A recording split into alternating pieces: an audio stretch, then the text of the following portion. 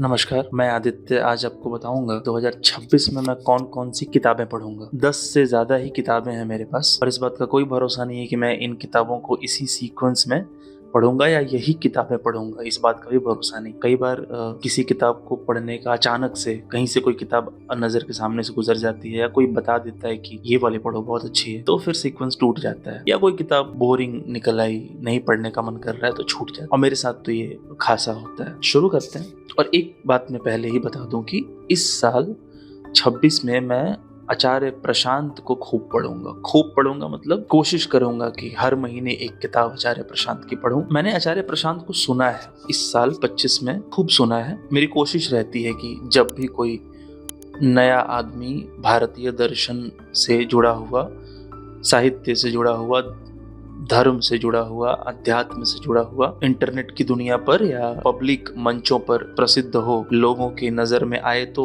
मुझसे छूटे ना। मैं उसको पढ़ूं, उसको समझूं, उसको सुनूं। और फिर इसी क्रम में मैंने आचार्य रजनीश को खूब सुना है। कई सालों से, 10 सालों से उनकी दर्जनों किताबें पढ़ी हैं। कृष्णमूर्ति को खूब सुना है। सैकड़ों वीडियोस, सैकड़ों घंटे मैंने कंज्यूम करे हैं कृष्णमूर्ति के। मैंने कृष्णमूर्ति की दर्जनों किताबें पढ़ी हैं। इसी क्रम में मैंने फिर बहुत लोगों को पढ़ा, सुना। अब बारी है आचार्य प्रशांत की। आचार्य प्रशांत को मैंने इस साल खूब सुना। एक तो ये मैं बताना चाहूंगा कि पता नहीं क्यों लोग जो कंटेम्पररीज हैं, समसामयिक हैं, जो आज के, जो आपके हमारे साथ के लोग हैं, जो हमारे टाइमलाइन में जिंदा हैं, उनको सुनने से, उनको पढ़ने से या उनके बारे में खुलकर बात करने से कतराते हैं, शर्माते हैं, अजीब तरह की प्रतिक्रियाएं देते हैं। जैसे हो सकता है कि कोई आचार्य प्रशांत को सुनता हो, पढ़ता हो, पर अगर आप उससे पूछेंगे पब्लिकली तो शायद वो मना कर दे। पता नहीं ये क्या पशोपेश है, ये क्या एक द्वंद सा है मन में। अगर बोल देंगे कि पढ़ते हैं तो सामने वाला क्या समझेगा, मुझे समझ नहीं आता क्या समझेगा। तो क्योंकि मैंने तय किया है कि मैं पढ़ूंगा, तो मैं आपको बता रहा हूँ कि मैं पढ़ूंगा। मैंने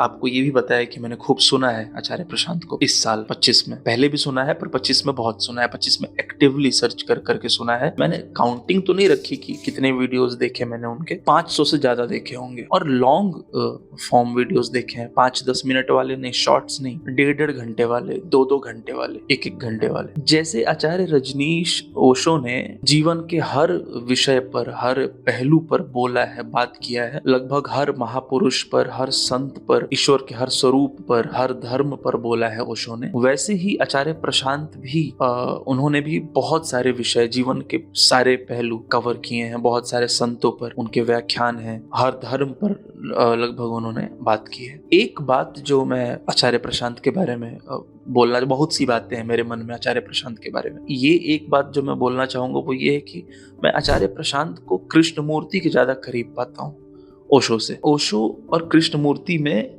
बुनियादी फर्क जो मुझे समझ आता है वो ये है कि ओशो इस बात की ज्यादा फिक्र करते हैं कि उनकी ऑडियंस कैसी है, इस बात की ज्यादा फिक्र करते हैं कि उनकी ऑडियंस तक उनकी बात पहुंच पाएगी कि नहीं। तो अगर उस चक्कर में शुगर कोट करना हो बात को तो आचार्य रजनीश कर देते हैं। उस चक्कर में अगर कहानियां सुनानी पड़ जाएं, जोक्स सुनाने पड़ जाएं, तो आचार्य रजनीश पीछे नहीं हटते। उनका मकसद है कि लोगों तक बात पहुंचे, लोगों को उन्हीं के तल पर आकर समझाया जाए। फिर कड़वी बात और सच्ची बात बाद में भी बताई जा सकती है। पहले जमीन तो तैयार हो, पहले सुनने वाले श्रोता तो तैयार हो। और ओशो इस बात की फिक्र करते हैं। कृष्णमूर्ति इस बात की फिक्र नहीं करते। कृष्णमूर्ति सच को सच की तरह बोलते हैं। अगेन मैं कृष्णमूर्ति अष्टावक्र के ज्यादा करीब पाता हूँ। जैसे मैंने कहा कि मैं आचार्य प्रशांत को कृष्णमूर्ति के करीब पाता हूँ, मैं कृष्णमूर्ति को अष्टावक्र के करीब पाता हूँ। कृष्णमूर्ति इस बात की परवाह नहीं करते कि सामने कौन बैठा है, उसको समझ में आएगा कि नहीं आएगा, ना आए ना सही, पर वो बात वही करेंगे जो सच है। वो उन्हीं शब्दावलियों का प्रयोग करेंगे, वो उसी भाषा में बोलेंगे जिसमें बोला जाना चाहिए, वो नहीं बोलेंगे जो नहीं बोला जाना चाहिए। किसी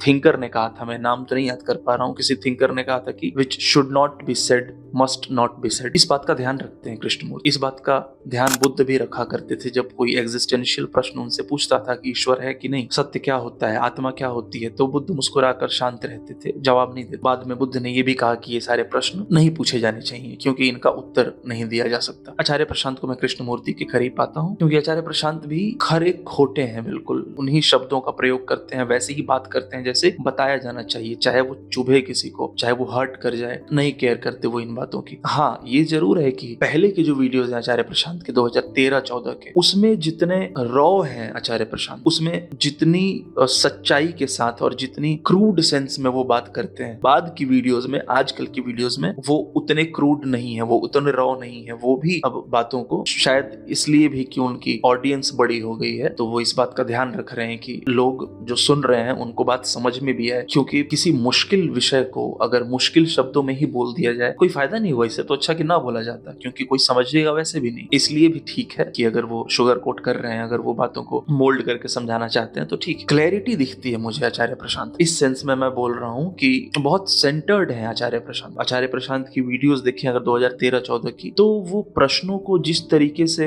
हैंडल करते हैं, वो जिस सेंटर से उसका जवाब दे, ये सब शब्दावली भी उनकी ही है जो मैं आपको बोल रहा हूँ। सेंटर वही इसकी बात किया करते हैं। और जाहिर है कि जब हम किसी चीज को कंज्यूम करते हैं तो कुछ समय के लिए हमारी भाषा और सोचने का तरीका वैसा ही बन जाता है। तो क्योंकि मैंने आचार्य प्रशांत को खूब सुना है तो शब्दावली में आ गई है वो बात। जिस सेंटर से आचार्य प्रशांत 2013-14 में बात कर रहे थे, सेंटर आज भी वही है। डिसोनेंस नहीं है उनकी बातों में। वो जिस तरीके से सवाल को तब लेते थे वैसे ही आज भी ले रहे हैं। शब्द बदल गए होंगे, एग्जाम्पल्स, उदाहरण बदल गए होंगे, वो तत्कालीन एग्जाम्पल्स के साथ बात कर रहे हैं, वो रीसेंट ट्रेंड्स की बात कर रहे हैं। तब की बात कर रहे थे, पर सेंटर नहीं बदला है। समझ की जो गहराई है आचार्य प्रशांत की, वो मुझे दंग करती है। वो मुझे हैरत होती है कि आप किसी भी टाइम पे उनसे, दिन हो कि रात हो कि सुबह हो, कि वो समुद्र के किनारे हो, कि वो पहाड़ पर हो, कि वो अपने बोध स्थल में हो, कि वो गाड़ी में बैठे हो, कि वो न्यूज चैनल पे हो, कि सड़क पे चल रहे हो, कि पार्क में हो, किसी भी मूड में हो, आप उनसे प्रश्न करें तो वो प्रश्नों को जैसे देखते हैं, ऐसा लगता है कि वो प्रश्नों के आर पार देख रहे हैं। मतलब मेरा ओपिनियन है, तो गलत हो सकता है, पर मुझे ऐसा ही लगता है। प्रभावित तो हूं मैं इस व्यक्ति से, और ये कहने में कोई झिझक नहीं होनी चाहिए कि इतना पढ़ा लिखा व्यक्ति जब किसी विषय पर बोलता है तो गहरी समझ के साथ, पकड़ के साथ बोलता है, गहराई से बोलता है, ठहराव से बोलता है, हवाई बातें नहीं करता। ये तो मानना पड़ेगा। तो इतना शिक्षित IIT, IIM, UPSC, ये सब कुछ जो सपना होता है एक आम भारतीय का, वो सब कुछ करने के बाद जो समझ विकसित हुई होगी, जो क्लैरिटी डेवलप हुई होगी, देखने का तरीका, नजरिया जो बना होगा, वो निश्चित ही अलग है। वो दिखता है, वो बहुत शार्प है वो आचार्य प्रशांत। मैं, ऐसा लग रहा है कि आचार्य प्रशांत के ऊपर ही बोल जाऊंगा। मैं किताबें बता देता हूँ आपको। तो सबसे ऊपर किताब है, ये मुझे नहीं पता फ्रेम में कैसे आ रहा है, ये महाभारत, सी राजा गोपालाचारी। कोशिश करूंगा कि इसको पढ़ूं, समझूं कि क्या अलग है। मैंने गीता प्रेस की महाभारत पढ़ी हुई है और भी एक दो जगहों से हल्की फुल्की पढ़ी है, पर ये इस साल तो महाभारत। अगला जो पढ़ने से मैं डर रहा हूं, पर हिम्मत करके खरीदी है मैंने, 10 स्पोक ज़रथुस्त्रा, फ्रेडरिक नीचे। ये बहुत भारी भरकम और फिलोसॉफिकल किताब है। मैं डर रहा हूँ इसको पढ़ने से। मुझे डर है कि मुझे समझ में आएगी कि नहीं, पर पढ़ूंगा। डॉक्टर विकास देवी कीर्ति के मुंह से कई बार इस किताब का नाम सुना, मैला आंचल, फणीश्वर नाथ रेणु। इस साल ये भी किताब पढ़ूंगा। मैट रिडली की द एवोल्यूशन ऑफ एवरीथिंग, ये इस किताब की मैंने खासा तारीफ सुनी है कि वो यूनिवर्स का इवोल्यूशन कैसे हुआ, मोरालिटी का इवोल्यूशन, लाइफ का evolution, genes, culture, economy, technology, mind, personality, education, population, leadership, government, religion, money, internet, सब कुछ के इवोल्यूशन पे ये किताब है। मुझे लगता है कि इस किताब से बहुत सीखने मिलेगा मुझे। इसके बाद अगेन एक फिलोसफी, प्लेटो 5 डायलॉग्स, ये किताब मैं इस साल पढ़ूंगा। ये सिद्धार्थ मुखर्जी की बहुत अच्छी किताब, जीन। सिद्धार्थ मुखर्जी वही जिनकी एक किताब है the emperor of all melodies, cancer के ऊपर, बायोग्राफी ऑफ कैंसर कह सकते हैं आप उसको। वो पुलित्जर प्राइज विनिंग किताब है, उन्हीं की किताब है द जीन। इस साल पढ़ूंगा इस किताब को। और अब आचार्य प्रशांत की विमेंस रेवोल्यूशन, ईगो नाम से पता लग रहा है, द आई टेंडेंसी, मैं का भाव, उत्कृष्टता, एक्सीलेंस, किसी भी फील्ड में एक्सीलेंस क्या होता है, कैसे एक्सीलेंस तक पहुंचते हैं हम लोग, एक्सीलेंस का असल मतलब ही क्या होता है। समय, मेरी बहुत जिज्ञासा रही है शुरू से समय को समझने में। 10th में मैं था तब से मुझे लगता है कि मुझे टाइम का कॉन्सेप्ट बड़ा अजीब लगता है। मुझे कभी भी ये बात पचती नहीं है कि दीवार पे टंगी हुई घड़ी टाइम बता रही है हमें, और वो तो ह्यूमन मेड है, मैन मेड है। टाइम दरअसल क्या होता है, ये मुझे शुरू से ये प्रश्न परेशान करता है। मैंने स्टीफन हॉकिंग की किताब पढ़ी थी, उससे थोड़ी बहुत क्लैरिटी आई थी। मैंने और भी एक दो साइंटिस्ट्स की एक्सप्लेनेशंस देखी हैं, सुनी है, पढ़ी है। आइंस्टीन को पढ़ा है तो थोड़ा बहुत वहाँ से टाइम की समझ है।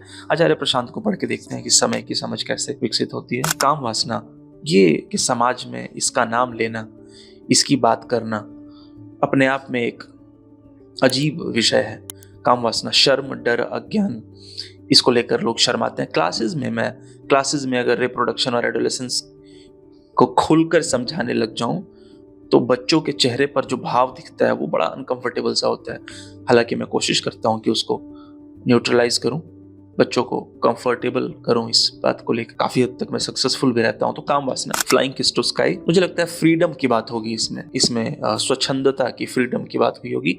And most important Shrimad Bhagavad Gita, जो कि मैंने विवेकानंद थॉट्स ऑन गीता उनकी पढ़ी, गीता प्रेस की गीता मैंने पढ़ी, इस्कॉन वालों की नहीं पढ़ी क्योंकि मैंने कुछ खास अच्छे रिव्यूज सुने नहीं थे। इस बार मैं आचार्य प्रशांत गीता के ऊपर इनकी जो व्याख्या है, क्या कहते हैं ये, निश्चित ही मुझे पूरा भरोसा है कि बहुत ही अच्छी होगी इनकी व्याख्या, बहुत गहरी और क्लोज टू रियलिटी होगी। बस यही कुछ किताबें हैं, 10, 12, 13 जो मैं इस साल पढ़ूंगा। मुझे नहीं पता पढ़ पाऊंगा कि नहीं। मैं कोशिश करूंगा कि जैसे जैसे किताबें खत्म हो उन पे वीडियोस आती रहें। आज के लिए इतना ही, धन्यवाद।